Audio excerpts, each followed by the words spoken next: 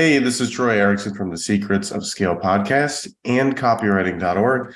And today I have somebody on the podcast who I've been following for a long time and is widely known as an A-lister and pretty cool to talk to. So I'm excited about this one.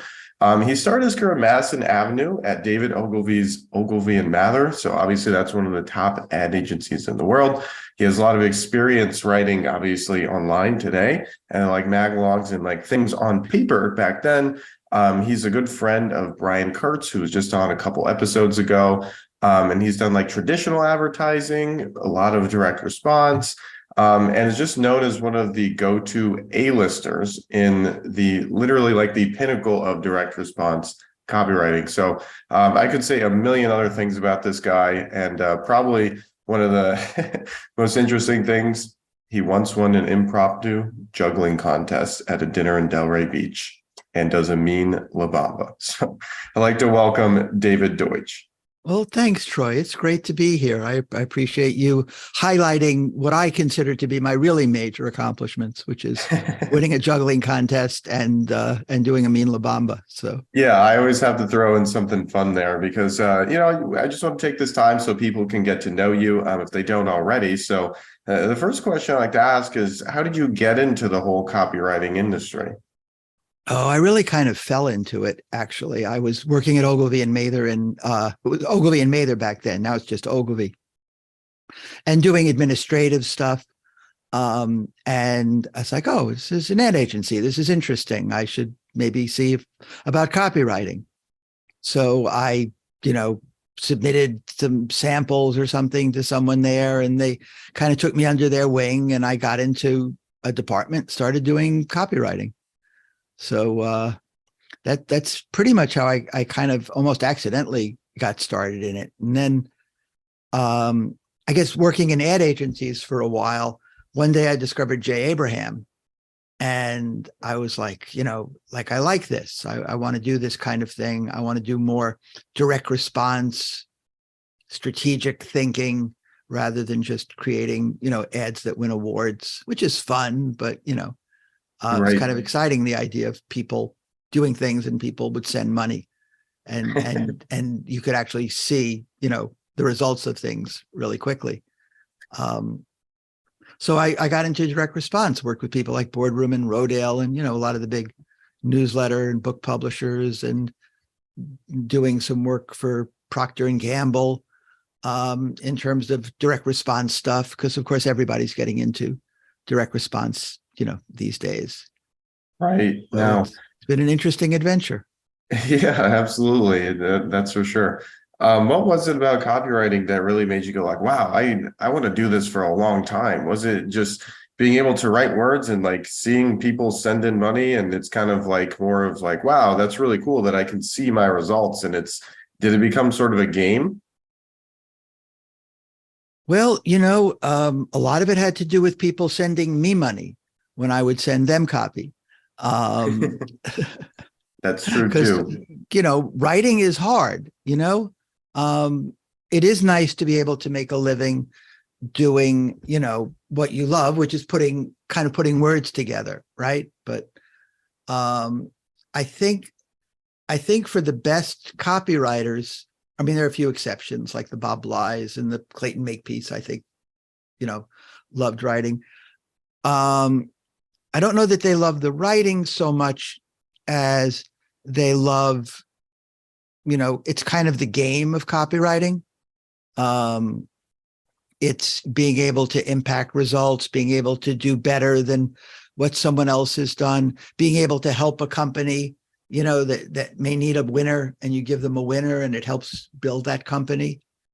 So I think it's things like that. It's kind of, I love learning. That's like my favorite part of copywriting is, oh boy, what do I get to learn about today? Whether it's skincare or widgets or, it's a nice thing about the financial newsletter, right? It's a lot of times you're learning about certain investment devices, or you're learning about certain geopolitical things like, the coming war with China or whatever it is, right? And you're getting to learn about that. So that part of it, I think, is what I enjoy most. Yeah. Did you have anything as a kid that kind of like instilled hard work in you to the point where once you got into advertising and copywriting that, it just clicked? So for example, we were just talking about there's kind of a game of copywriting. Like, sure, money's part of it, but for me, growing up playing baseball, that was the game. And then when the time came to like get a real job, it was still like a game to me. Mhm. Was there anything like that for you? Yeah, I don't know about the hard work part, but I think the maybe the competitive part, maybe the kind of drive to figure things out. The surest way to get me to do something is to tell me it can't be done. Like, oh, no one's been able to figure out how to fix that lamp. Well, let me at it. Where if you say, could you fix this lamp? I'm like, I'm not interested. But if you turn it into a competitive thing, I'll be interested. So I think it's that. And I think just really, again, that intense curiosity. Like I love, learning about stuff. I can tell by the bookshelf behind you. Do you have a favorite book of all time? Oh God, I don't know if I have a favorite book of all time. Or one of your favorites? There's so many, and a lot of them are not copywriting books per se. A lot of them are books on storytelling. A lot of them are books on screenwriting. Cialdini's Persuasion, is a wonderful book. All of Ogilvy's books, I really love. And a lot of them are about productivity, because I think that's half the battle of copywriting, is just to be able to write more quickly and more in a more focused way. Yeah, Because totally. copywriting requires a lot of focus. Yeah. Now, on the note of productivity, are you using AI yet? Yeah, I'm using it somewhat. I'm using it sort of like a writing assistant, like, hey, give me 10 headlines on this. Find out this stuff for me. So, I'm kind of excited about it. It's a brave new world these days. Yeah, absolutely. And it's really cool too, because I think that, late 2022, everybody was like, oh my gosh, copywriters might be out of business. And like everybody who's like really into it knows that was not going to be the case. But over the last like couple of weeks, at least from what I've been seeing on social media, people are finally understanding that it's a tool. It's Right. not just Right. a robot that's going to take over the world. And it's actually crazy how many different things you can type in as a prompt. And if it doesn't give you the exact right answer, you can just say, like, hey, make it more emotional or write it from a different perspective. And you can even ask it, like when you give it information, you can say, like, hey, did you get that? Please confirm that you got that. So you write it correctly. Oh, that's an interesting trick. I didn't Yeah, realize. it's been wild. I've mostly been watching Stefan, and then Roland Frazier presented on it recently as well. So it was really cool to see. It seems to help to tell it to pretend to be something. Yes. Like pretend you're an expert 100%. in skincare, right?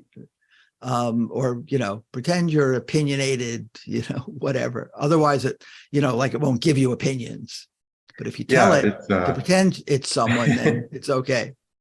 it's really funny because it goes back to like how you write copy to people. And you have to repeat things and you have to give them clear direction. Very And much. even though this is in like a robot basically that knows everything about Mhm. everything, you still have to tell it what to focus on and what to think about. Yeah, that was one thing I learned from Sam Woods, who's been doing AI and warning of the coming AI apocalypse for years. But he says, talk to it like it's a human, like it's just tell it what to do. And, you have to be very specific and, tell it what you want in very human terms. Now, can you remember anything else like this that you were as excited about just in the copywriting industry? So like, 2022 and 23, it's AI. Was there ever a time where you were really excited about a new technology other than this one? Well, certainly computers, the internet, that whole transition, right? As a writer, it's kind of slow to write by hand. Yeah, Um, that's It's cool to hear that like AI, it's like the first thing you mention is the internet. It's like, so this must be the coolest thing since the internet. Yeah, I would say. I mean, it is different in a sense. The internet never wrote copy for you. The internet never could. I mean, I don't want to totally discount the idea of, copywriters being replaced, at least at the very lowest levels, which, if you write mediocre copy, AI is going to be able to write mediocre copy pretty soon, right? If you're formulaic, AI is really good at formulaic. But if you're able to write with with a humanness, if you're able to bring your own experience to it, AI can kind of imitate Gary Halbert's, swagger, but it can't imitate the humanness that he brought to it, how he brought his own experiences, how he brought you into his life, how he was able to empathize with, housewives in his ads when he was selling stuff, selling skin cream and, all those things. Yeah, I would definitely say that's still the number one thing missing from AI is just the personal touch. And I don't know if it can ever do that. So it's good to know. As a writer, you have it as a tool, and there's so many amazing uses for it. Now, I was kind of curious too, early on in your career when you got into copywriting and you were like, you know what, I'm pretty good at this thing. Was there a specific moment for you where it just clicked and you had a big winner and you're like, wow, this is going to be an amazing career for me?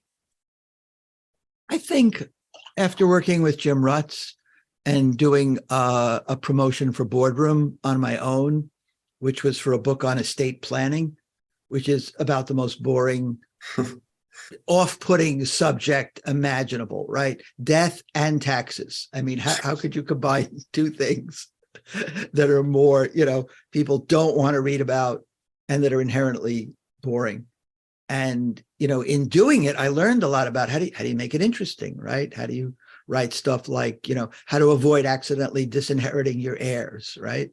How do you bring immediate benefit into something that only benefits, that most people think benefits only after you die, right? It's only after I die that it will affect anything. Well, you bring it to the immediate of, you're going to save taxes now as well. And you're going to rest easier knowing that your, heirs are taken care of. So when I did that, and when that won, so big and mailed for years, I don't know if I thought I'm going to have a great career. And this is, I think it's kind of more like I may not suck at this, it's, I think the best copywriters always have this secret fear of not being good enough because, we know, okay, I can't write emotionally like Clayton Makepeace. I can't write intellectually like Gary Bencivenga. I can't do this like Gary Halbert. I can't write ballsy copy like John Carlton. So I think that's kind of what drives us too. Because I think the copywriters that are like, I'm great. I know what I'm doing. I'm as good as anyone out there. They never get better from wherever they are, right? They don't tend to be the really good. I remember Drayton Bird telling me once, he said, really good copywriters always have this slight sense of dissatisfaction. And, he's a lifetime learner too. He's still learning at, 80 or however old he is. Amazing. And that's a good point too. It's like people don't realize that the thing that drives you is just the constant desire to like be better and maybe worrying like, hey, I'm not as good as this person. And at the end of the day, it's impossible to be as good as this person, this person, this person, this person, because we're all so unique. But ultimately, that is definitely like a huge driver for people that in anything from like sports to copywriting and everything in between. It's not so much like you make it to the top and you just love being on top. It's like you always feel behind. And, it's really cool to hear that, you've been really successful for that reason too. Yeah, Jim Rutz told me once, he said, Dave, you're only as good as your last package. Yes. That's I don't know true. I don't know how totally true that is, but it was kind of wide words. I have a great story. It's a little bit self-aggrandizing, but It's okay. Let's hear it. who, being better or whatever. Clayton Makepeace came out with this thing, and it was about all the elements of great copy, right? And it was like, okay, there's emotion, and here's a great example of really emotional copy. And I was like, oh damn, I got to get better at emotional copy. I'm just not okay. And here's a great example of copy with proof. This is terrific. I'm like, oh yeah, I got to put more proof into my stuff, And I read the next one, and it's about whatever. It's about story. Here's a great example of copy. It's like, yeah, I got to put more story into my. I got to be more aware of the story arc and the hero's journey and do all that stuff. And it went on like this for like 6 chapters. And the last chapter was like, here's an example by David Deutsch that puts all of these elements together in a great way. Like, That's really epic. me? Yeah, that's But so cool. it taught me a good lesson. And, Tony Bazan says, you see, you compare yourself to the best in others, right? Rather than, you compare your worst to the best in others or whatever, right? You don't, you're not really comparing apples to apples. Right. It's like Dan Sullivan says, you see their front of stage, you don't see their backstage, right? You don't see the 20 revisions. You don't see the people that are helping them do it, right? The editors, the whatever. You only see the front of the stage, not the backstage, not the mess backstage. Yeah, that's definitely true. As in anything, I always remember in a lot of corporate offices back probably, I don't know, a few decades ago, they had those like motivational posters, and there was an iceberg on there, and it was like something about not seeing the whole thing because 80% of the iceberg is underwater. So as cheesy as those things were, it definitely has some truth to it. Yep. Now, you've had the honor and privilege and many awesome experiences of working with a lot of different copywriters and really amazing people at Boardroom and Ogilvy and like all these amazing places. Who would you say are your top few favorite people you've worked with, whether they're a copywriter or a marketer or an entrepreneur? Oh God, now never. I'm going to lose because I'm always going to leave someone out. But there's so It's okay. so many. We'll put them in the notes if you think of them later. Yeah, okay, that's good. If they message me, I'll be like, hey, David knows a lot of people and he did not mean to leave you out. Yes, it's just my memory. God, there's so many, right? I learned so much from working with Jim Rutz, from John Carlton, from getting to know Gary Halbert, working with him a little bit, and just from his stuff. Craig Clemens is always, I've known him since he was working with Evan Pagan back in the day when he was a young up and coming writer, and now he runs this multi-$100 million, conglomerate, and just a great guy and so inspiring in terms of what he's done.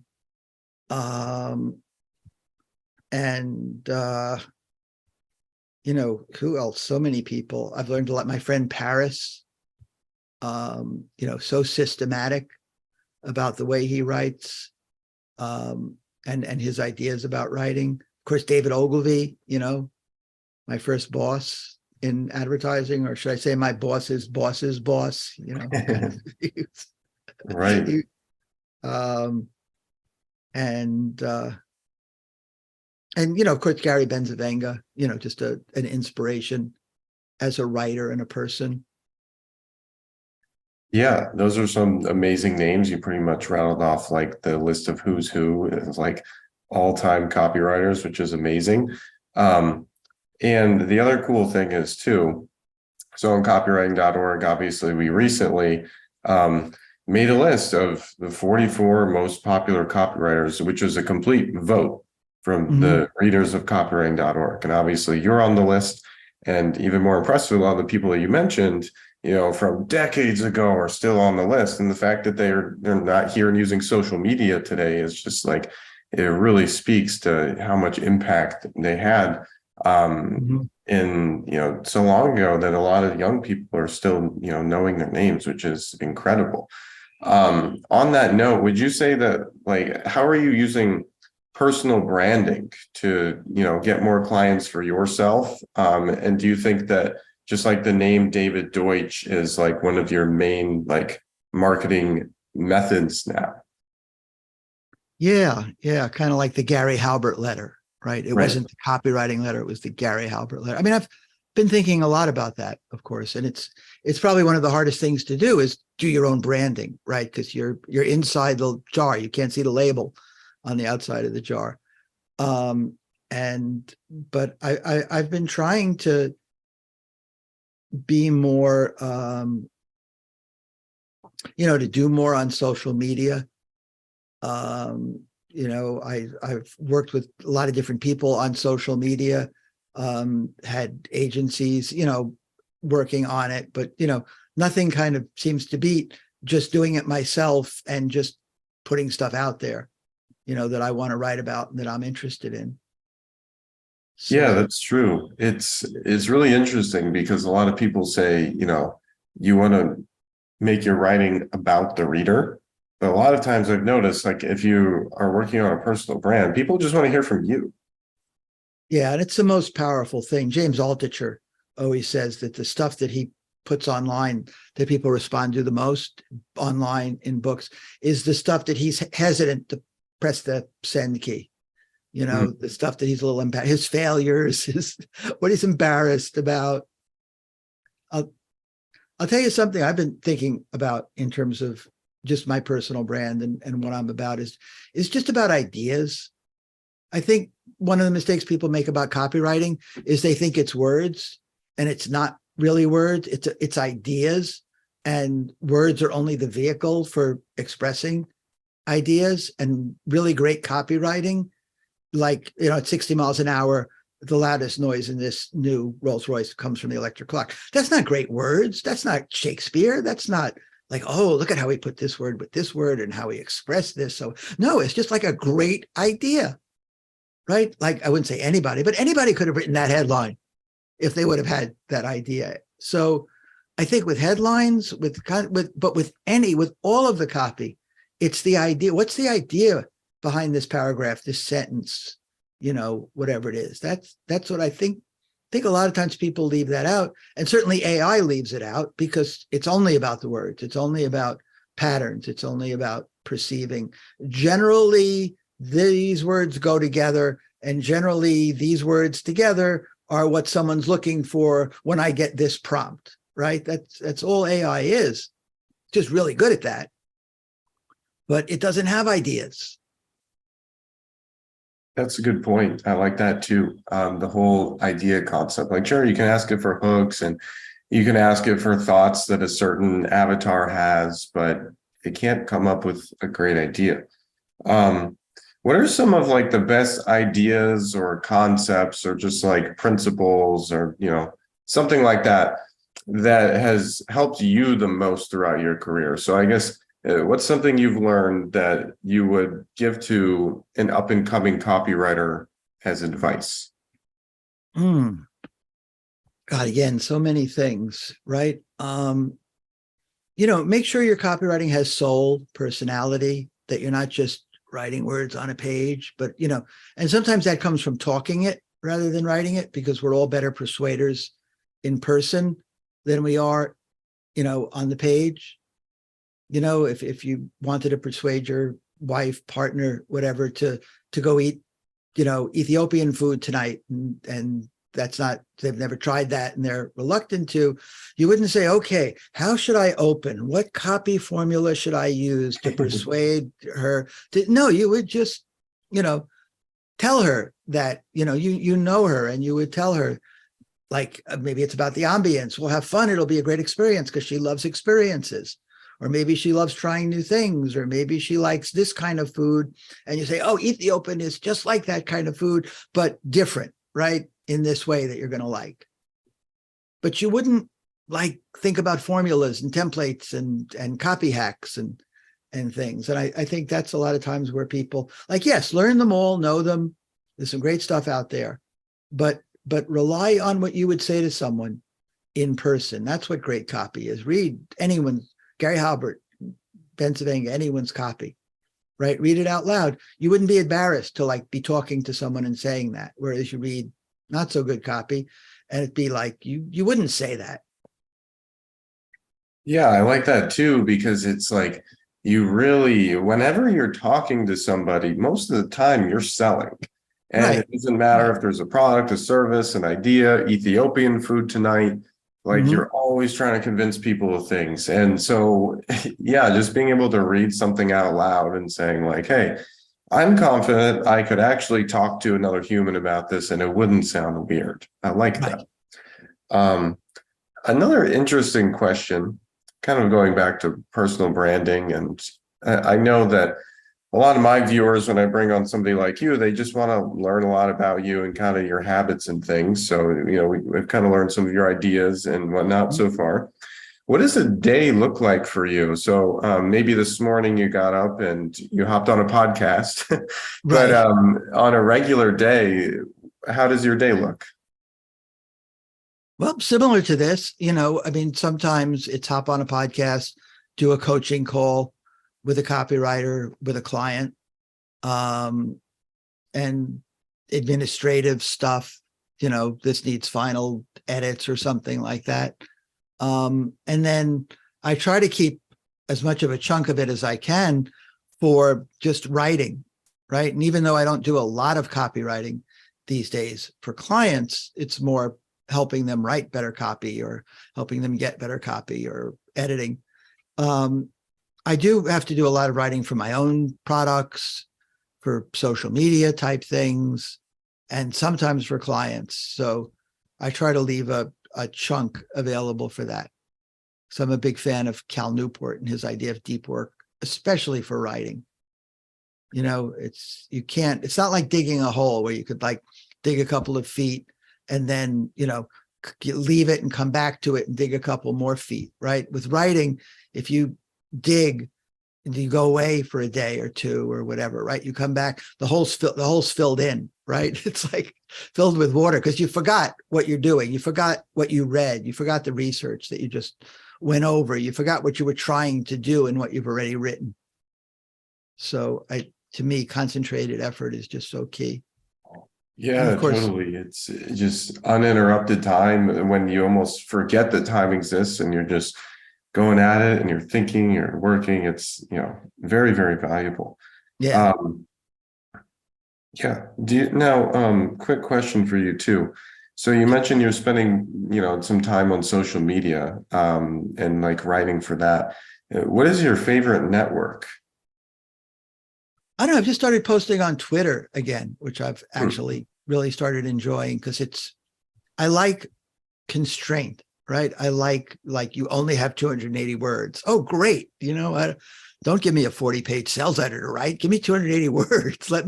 I'd rather chisel that into a finely shaped diamond and polish it up so it shines than have to fill 40 pages and then try to make that chip away at that and edit it and polish it until it shines. That's like creating Michelangelo statue as opposed to a little gem. So I Uh, enjoy that. And I enjoy the whole,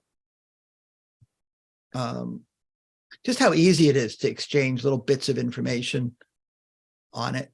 And of course, LinkedIn, I like LinkedIn a lot. And it's kind of where people in our industry, go. Yeah, it's interesting how there's so many different places, but when I first started, and even up until recently, I never thought of Twitter as a place where copywriters hang out. And then one of my Mhm. clients, he was running like a pretty large account. It didn't have to do with the work we were doing. It was like a complete side account, and he was like the guy behind it. I think it was one of those faceless accounts. Um, and he has like this massive following in just like the internet marketing industry in general. And I was like, wow, I didn't realize so many people were there. And then I go and I look and I see like Chase Diamond and a lot of email people. And then like you're saying you're there. And then Elon comes over there and takes over the whole ship. And I'm like, you know what?